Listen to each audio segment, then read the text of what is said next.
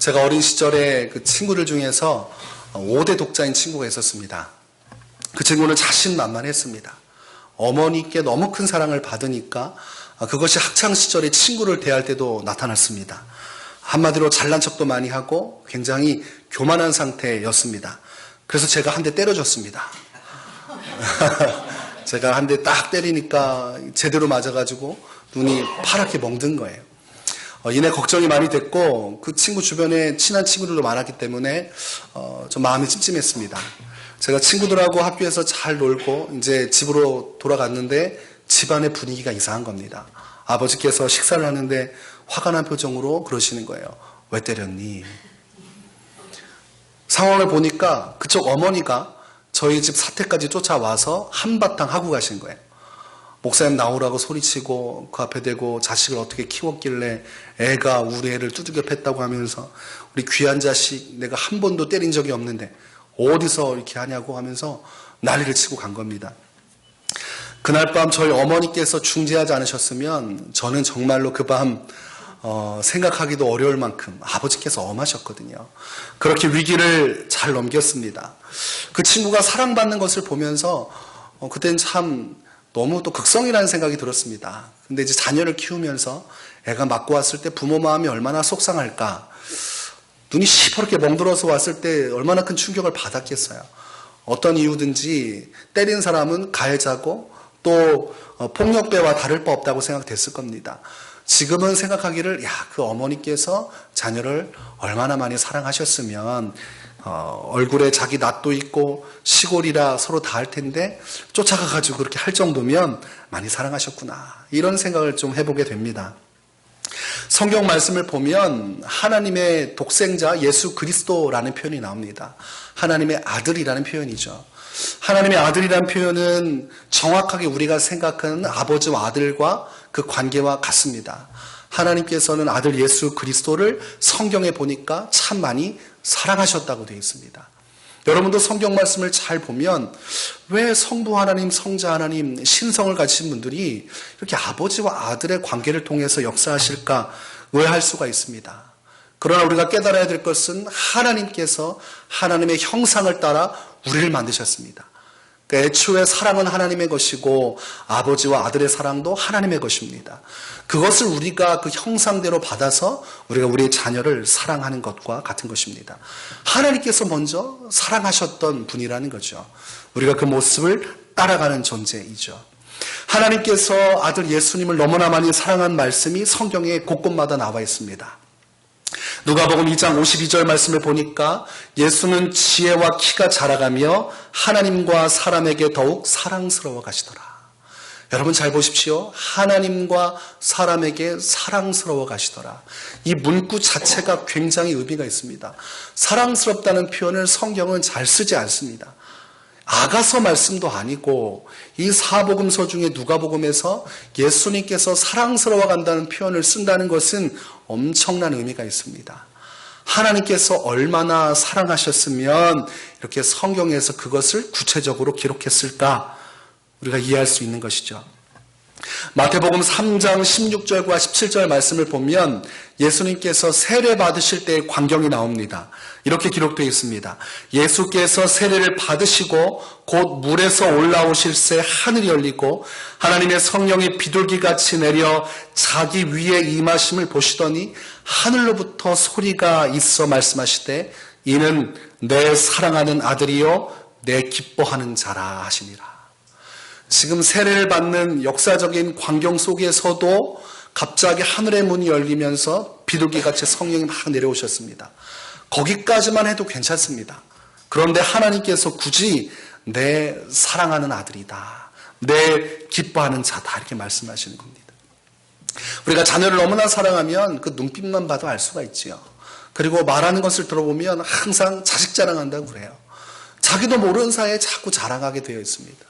오늘 하나님도 예수님께서 이 땅에 오셔서 세례받는 그 광경을 보면서 너무 기쁘셨던 거예요. 아들이신 예수 그리스도께서 이 땅에 오시고 하나님의 말씀을 따라 구원의 일을 이루기 위해서 가시는 그 모습을 보면서 하나님 안에서 그 사랑하는 마음이 끌어오르셨습니다. 그래서 그 음성을 통해서 내가 사랑하는 아들이다. 이렇게 증언해 주시고 말씀해 주셨습니다. 이쯤 되면 하나님께서 정말로 예수님 사랑하시는가 보다.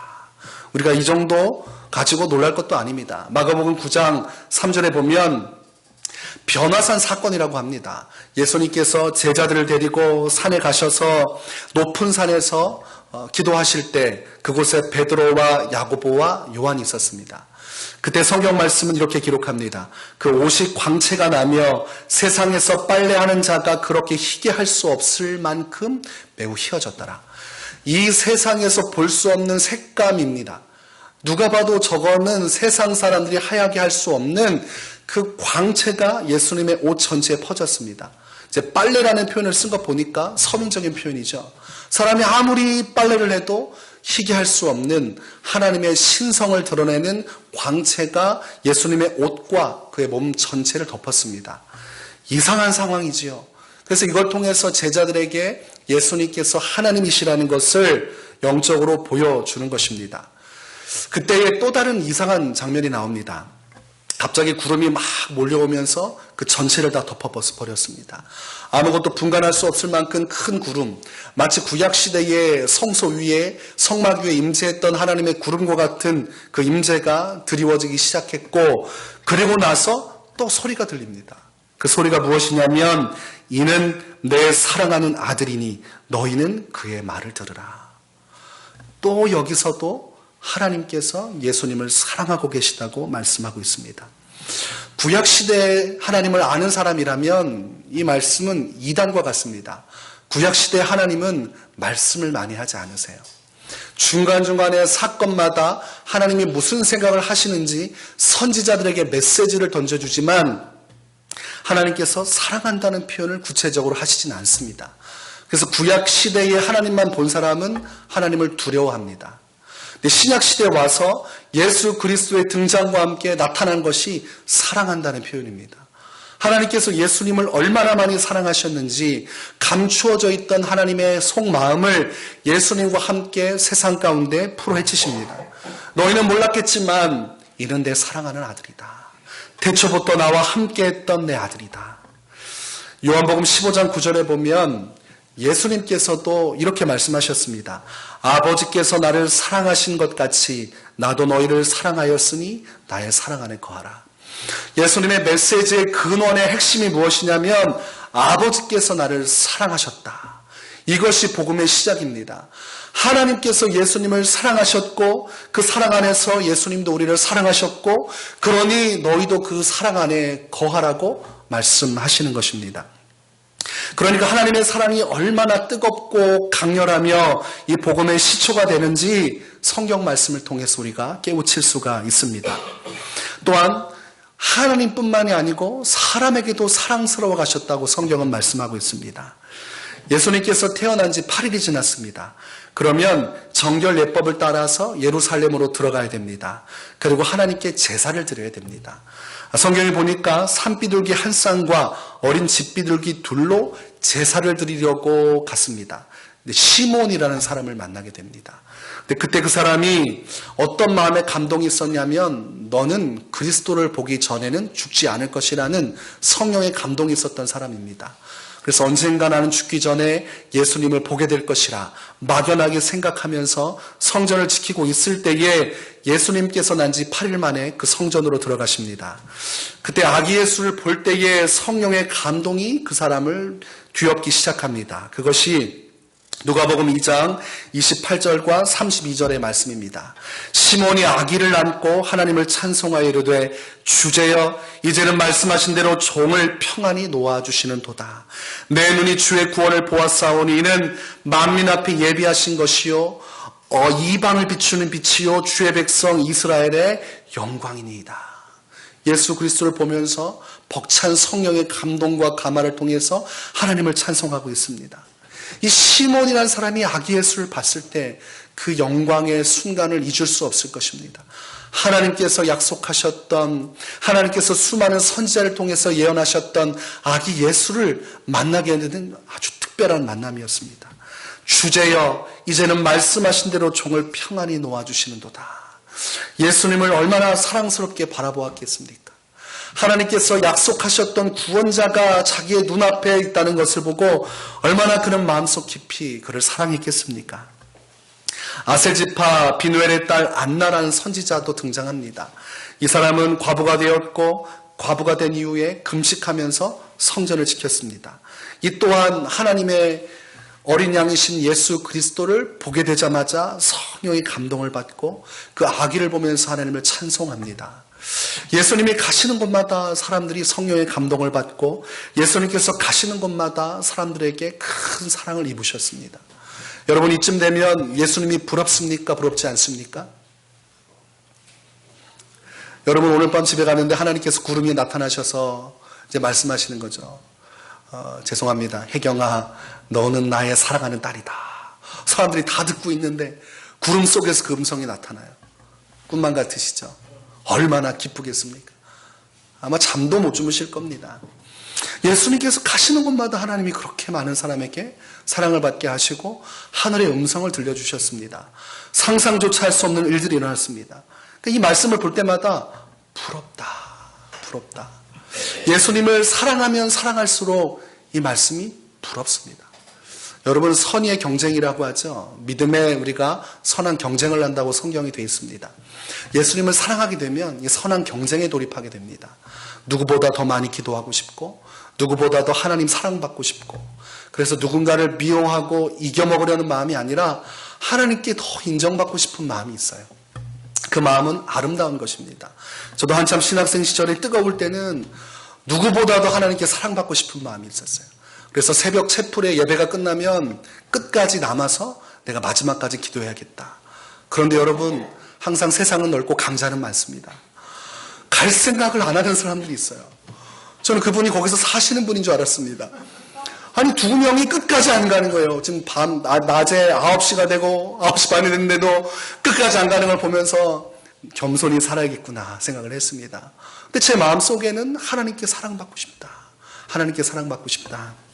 교회 사역이 다 끝나고 터덜터덜 신학교, 그 부천에 있는 신학대학교로 쭉 올라가면 좀 힘듭니다. 그 길이 고가져서 골고다 길이라고 그래요. 그 올라가면서 참 힘든데 터덜터덜 이렇게 지친 마음으로 갈 때에 하나님께 사랑받고 싶다는 마음이 들었습니다. 그래서 아무도 없는 학교 주일날 쭉 기도탑으로 가서 뱅글뱅글 돌아가서 기도탑에 가려고 했더니 또 잠겨 있어요. 그래서 학교 문을 두드리고 2층에 올라갔더니 2층은 좀 열어놓은 것 같아요. 옛날 구성전에 있는 2층에 딱 들어가서 삐걱삐걱대는 그 나무로 된 의자 위에 올라서 기도를 했습니다.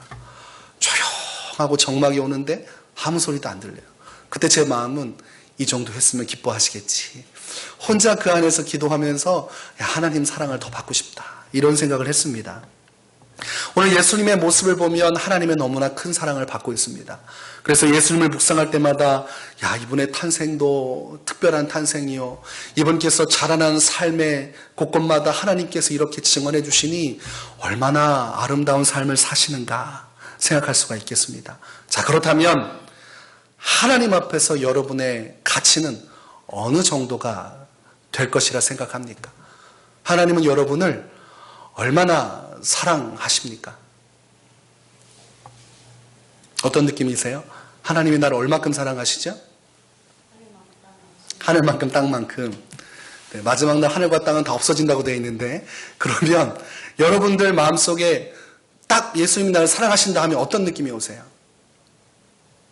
어떤 분들은 이 말이 잘 와닿지 않는 분들이 있어요. 사랑한다는 말을 문자적으로 이해하고 가슴속에 와닿지 않는 분들이 참 많습니다. 그래서 마음이 냉랭해지고 사랑을 못 느끼니까 사랑을 올려드리지 못해요. 예수님께서도 하나님이 나를 사랑하셨듯이 나도 너희를 사랑한다는 이 사랑의 흐름이 있었는데, 교회 와서 하나님의 사랑을 감지하지 못하면 신앙생활이 온전히 뻗어나가지 못합니다. 왜냐하면 사랑받은 사람이 사랑하게 되어 있습니다. 사랑 받아본 가정에서 자란 사람이 누군가를 사랑하는 것을 배웠기에 그대로 사랑하는 것입니다. 하나님께서는 그러면 여러분을 얼마나 사랑하십니까? 자, 그럼 기준을 예수님 기준으로 삼겠습니다. 여러분, 하나님께서 여러분을 예수님보다 더 사랑하십니까? 덜 사랑하십니까? 예수님보다 더 사랑하세요? 이단이 될까 두렵지 않으십니까? 예수님보다 더 우리를 사랑하실까요? 예수님을 이처럼 사랑하셨는데 예수님보다 우리를 더 사랑하신다고 확신하십니까? 지금 아멘이 확실하게 안 나온다는 건 그렇게까지 생각해 본 적은 없다는 것이죠. 사랑한다고 얘기했지만 굳이 그 사이에 예수님이 들어가는 건 좀 그렇지 않나 싶을 겁니다. 성경에서 말씀하시는 말씀을 우리가 잘 이해하면 예수님보다 우리를 더 사랑하신다는 사실을 우리가 깨닫게 됩니다. 오늘 본문 말씀 한 번 더 제가 읽겠습니다. 하나님이 세상을 이처럼 사랑하사 독생자를 주셨으니 이렇게 되어 있습니다.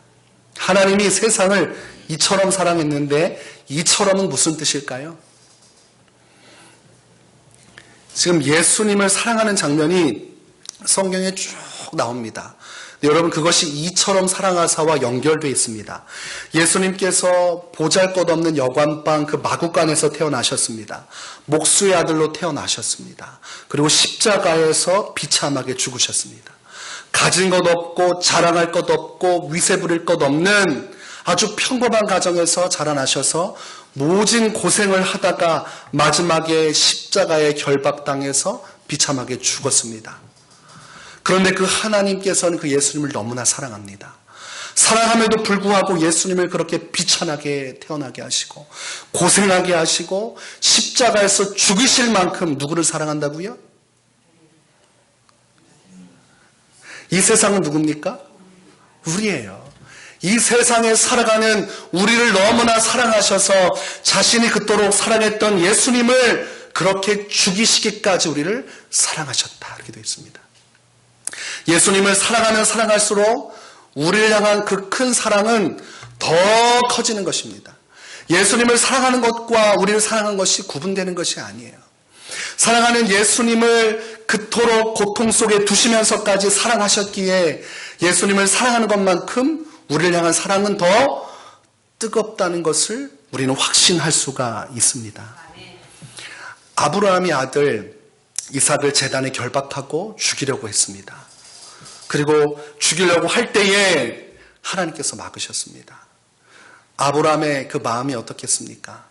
아들을 죽인다는 것은 어떤 표현이에요? 아들보다 하나님을 더 사랑한다는 것이죠. 하나님께서 아들 예수 그리스도를 우리를 위해서 십자가에서 찢어 죽이셨습니다.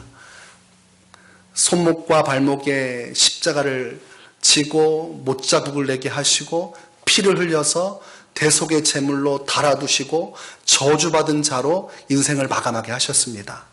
왜 그러셨습니까? 우리를 더 사랑하시니까 그 예수님을 죽이신 겁니다. 로마서 5장 8절은 말씀합니다. 우리가 아직 죄인 되었을 때에 그리스도께서 우리를 위하여 죽으심으로 하나님께서 우리에 대한 자기의 사랑을 확증하셨느니라. 십자가에 예수님을 죽이신 이유는 보여주고자 하신 것입니다. 내가 이토록 사랑했던 아들을 이 십자가에 달려 죽인 것만큼 나는 너희를 더 사랑하느니라.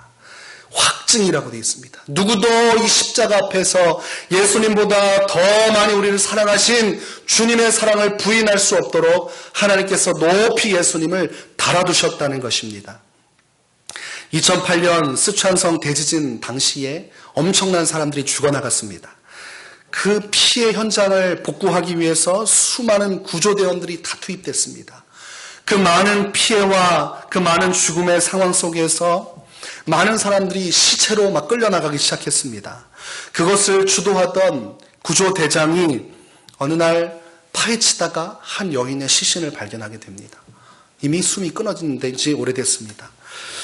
그래서 그 시신을 남겨두고 일단은 살 사람을 살아야 하기 때문에 계속 구조에 힘쓰고 있었습니다.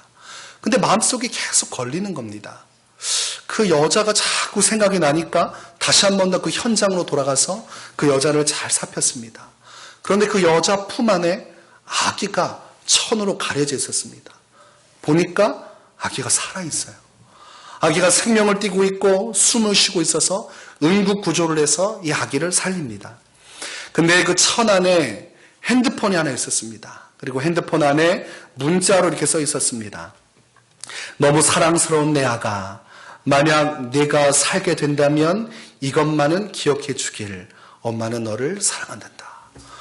저는 이 이야기를 들으면서 마음속에 찡한 울림이 있었습니다. 야, 자기의 생명을 소진하면서도 이 문자 메시지를 남기면서 자녀를 사랑하는 이 마음이 하나님의 마음이라는 것을 우리는 깨닫고 있을까? 하나님께서 십자가에서 예수님을 달려 죽이면서까지 우리를 사랑하셨다는 그 메시지를 우리는 지금 이해하고 있는 것인가? 예수님께서 십자가에서 달려 돌아가시고 그 전에 요한복음 10장 17절 18절에서 이런 말씀을 합니다. 내가 내 목숨을 버리는 것은 그것을 내가 다시 얻기 위함이니 이로 말미암아 아버지께서 나를 사랑하시느니라. 이를 내게서 빼앗는 자가 있는 것이 아니라 내가 스스로 버리노라. 나는 버릴 권세도 있고 다시 얻을 권세도 있으니 이 계명은 내 아버지에게서 받아노라. 예수님께서 받은 계명은 그것입니다. 나는 너를 위해서 인류를 구원하여야겠고 나는 너를 죽임으로써 내 사랑을 세상 사람들에게 알려야겠다. 그러나 그 선택은 네가 할 것이다. 예수님께서도 이 모든 것을 아시고 스스로 결정하셨지요. 예수님은 하나님이시기 때문에 자신의 목숨을 선택할 권한이 있었습니다. 그런데 예수님께서는 내가 스스로 내 목숨을 버리기를 선택했다고 되어 있습니다. 골로새서 1장 22절 말씀에 이제는 그의 육체의 죽음으로 말미암아 화목하게 하사 너희를 거룩하고 흠없고 책망할 것이 없는 자로 그 앞에 세우고자 하셨으니 예수님을 희생제물로 삼아서 그의 육체의 죽음을 통해서 하나님은 우리와 화목하기를 원하셨습니다. 그래서 예수님은 화목제물로서 십자가에서 죽으신 것입니다. 그리고 그것을 오늘 본문은 하나님이 세상을 이처럼 사랑하사라고 말씀합니다. 하나님께서 예수님보다 여러분을 더 사랑하신다는 사실을 기억하시기 바랍니다. 그리고 여러분, 예수님께서 자신의 생명보다 여러분을 사랑하셨음을 기억하시기 바랍니다. 하나님은 자신의 아들을 아낌없이 내어주셨고 아들 예수님은 자신의 생명을 의지적으로 내어주셨습니다. 그래서 로마서 8장 37절과 38절에서 사도 바울은 이런 고백을 합니다. 그러나 이 모든 일에 우리를 사랑하신 이로 말미암아 우리가 넉넉히 이기느니라. 세상을 이기는 이김은 하나님께서 나를 사랑하신다는 사실 그 하나로 세상을 이겨나가는 것입니다.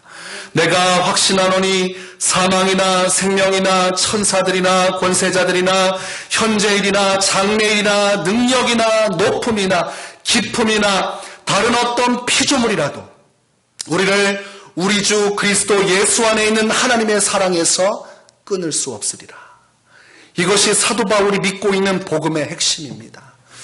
오늘도 우리는 세상 가운데서 많은 도전을 받습니다. 그리고 성탄절 이 아침에 어떻게 우리의 인생을 살아가야 할까 수많은 생각이 스쳐 지나갈 것입니다. 그러나 우리는 모든 위기와 환난을 이길 수가 있습니다. 왜냐하면 하나님은 이처럼 우리를 사랑하셨고 우리를 위해서 아기 예수 그리스도를 희생의 제물로 보내주셨기 때문입니다. 하나님이 나를 사랑하신다면 두려울 것이 없습니다. 이 세상 만물을 창조하시고 영원한 천국과 지옥을 만드신 하나님이 오늘 살아가는 내 인생을 너무나 사랑하신다면, 아들 예수님보다 더 사랑하신다면, 예수님이 자기의 생명보다도 우리를 사랑하셨다면 우리는 이 힘든 세상 두려움 없이 믿음으로 살 수 있습니다. 오늘 이 성탄절 복잡할 것 없습니다. 주님이 나를 사랑하신다. 주님이 자신보다도 아들 예수님보다도 나를 더 사랑하신다. 이 사실 하나만 기억하시기 바랍니다. 오늘 하루 그 은혜와 축복이 넘치는 기쁨의 성탄절 되시기를 주의 이름으로 축원합니다.